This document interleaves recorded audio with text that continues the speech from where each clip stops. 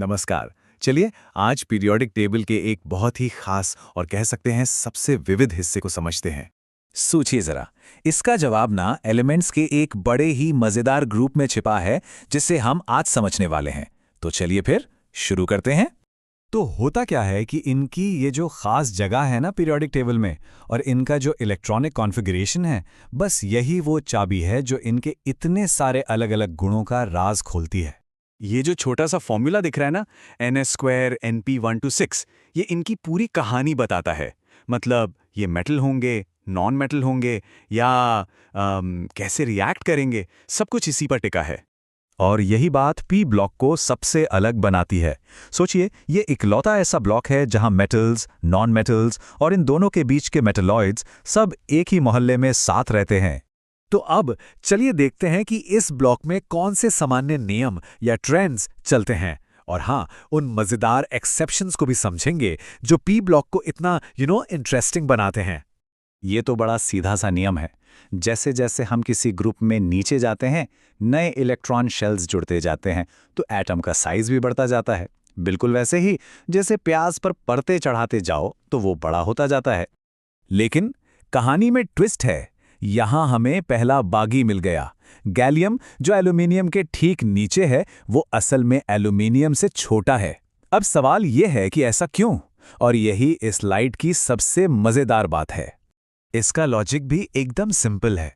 जैसे जैसे एटम बड़ा होता है, सबसे बाहर वाला इलेक्ट्रॉन न्यूक्लियस से दूर हो जाता है, तो न्यूक्लियस की पकड़ उस पर कमजोर हो जाती है और उसे निकालना आसान हो जाता है, मतलब कम एनर्जी लगती है।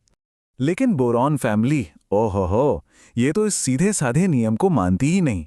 ट्रेंड्स के मामले में ये पूरी ड्रामा फैमिली है। इनका पैटर्न एकदम अनप्रेडिक्टेबल है। तो अब सबसे बड़ा सवाल, ये सारे एक्सेप्शंस खासकर नीचे के भारी एलिमेंट्स में होते क्यों हैं? इसका जवाब एक बहुत ही जरूरी कॉन्सेप्ट में छिपा है, और उसका नाम है इनर्ट पेयर इफेक्ट, या हिंदी में कहें तो अक्रिय युग्म प्रभाव। अगर बिल्कुल आसान भाषा में समझें तो सबसे बाहरी शेल के जो 2 s इलेक्ट्रॉन्स हैं ना, वो बॉन्डिंग में हिस्सा लेने से मना कर देते हैं। वो एक तरह से आलसी या इनर्ट हो जाते हैं। अच्छा, तो ये होता कैसे है? देखिए, ये एक चेन रिएक्शन की तरह है। सबसे पहले अंदर के D और F इलेक्ट्रॉन्स की शील्डिंग बहुत खराब होती है, मतलब वो एक कमजोर ढाल की तरह है। तो ताकतवर न्यूक्लियस क्या करता है, वो बाहरी S इलेक्ट्रॉन्स को बहुत मजबूती से अपनी तरफ खींच लेता है। अब ये S इलेक्ट्रॉन्स का जोड़ा इतना कस के बन जाता है कि वो बॉन्डिंग में हिस्सा लेने से ही मना कर देता है, इनर्ट हो जाता है। और इसका नतीजा ये होता है कि एलिमेंट अपनी हायर ऑक्सीडेशन स्टेट की जगह उससे 2 कम वाली लोअर स्टेट में ज्यादा स्टेबल महसूस करता है। और इसका असर असल दुनिया में कैसा दिखता है, वो यहाँ देखिए। थैलियम और लेड जैसे भारी एलिमेंट्स के लिए उनकी लोअर पॉजिटिव चार्ज वाली स्टेट ही असल में ज्यादा स्टेबल होती है। तो ये नाम जरूर याद रखिएगा, इनर्ट पेयर इफेक्ट। ये इफेक्ट मुख्य रूप से 3 पी ब्लॉक ग्रुप्स में सबसे ज्यादा देखने को मिलता है, ग्रुप 13, 14 और 15। तो चलिए अब पी ब्लॉक के इस मोहल्ले का एक टूर करते हैं और देखते हैं कि ये सारे कॉन्सेप्ट्स मिलकर हर एक परिवार को, मतलब हर ग्रुप को, कैसे एक अनोखी पहचान देते हैं। सबसे पहले है ग्रुप 13, बोरॉन फैमिली। इन्हें हम कह सकते हैं ट्रबल मेकर्स या ट्रेंड ब्रेकर्स। जैसा कि हमने देखा, ये पीरियोडिक ट्रेंड्स के जो नियम हैं उन्हें तोड़ने के लिए मशहूर हैं। इसके बाद आता है ग्रुप 14, कार्बन फैमिली। ये तो सचमुच के बिल्डर्स हैं। एक तरफ कार्बन, जो पूरी ऑर्गेनिक लाइफ का आधार है, और दूसरी तरफ सिलिकॉन, जो हमारी मॉडर्न टेक्नोलॉजी की नींव है। फिर है ग्रुप 15, नाइट्रोजन फैमिली। ये हमारे प्रोवाइडर्स हैं। जरा सोचिए, जिस हवा में हम सांस लेते हैं उसमें 78% नाइट्रोजन है, और फॉस्फोरस, वो तो उन फर्टिलाइजर्स के लिए जरूरी हैं जो पूरी दुनिया का पेट भरते हैं। अब सीधे चलते हैं ग्रुप 17 पर, हैलोजेंस के पास। इन्हें सॉल्ट फॉर्मर्स यानी नमक बनाने वाले भी कहते हैं। ये फ्लोरीन और क्लोरीन जैसे बहुत ज्यादा रिएक्टिव नॉन मेटल्स हैं। इनकी बस एक ही ख्वाहिश होती है, कहीं से एक इलेक्ट्रॉन मिल जाए।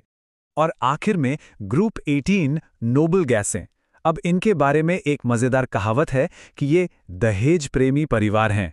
इसका मतलब क्या है? इसका मतलब ये है कि ये इतने ज्यादा स्थिर हैं कि ये इलेक्ट्रॉन लेते नहीं, बल्कि इलेक्ट्रॉन लेने के लिए भी साथ में ऊर्जा की मांग करते हैं। इलेक्ट्रॉन पाने की ये जो इच्छा है ना, ये सब में एक जैसी नहीं होती। इस चार्ट को देखिए। क्लोरीन को एक इलेक्ट्रॉन की इतनी ज्यादा जरूरत है कि वो इलेक्ट्रॉन लेकर एनर्जी रिलीज करता है। लेकिन दूसरी तरफ नाइट्रोजन और नोबल गैस नियॉन को देखिए। उन्हें तो इलेक्ट्रॉन लेने के लिए एनर्जी देनी पड़ती है, वो बिल्कुल नहीं चाहते। तो बिल्डर्स से लेके प्रोवाइडर्स और ट्रेंड ब्रेकर्स तक इन सभी तत्वों का हमारी दुनिया पर, हमारी जिंदगी पर बहुत गहरा असर है। और यही बात हमें इस आखिरी सवाल पर लाकर छोड़ देती है, जिस पर सोचना जरूरी है।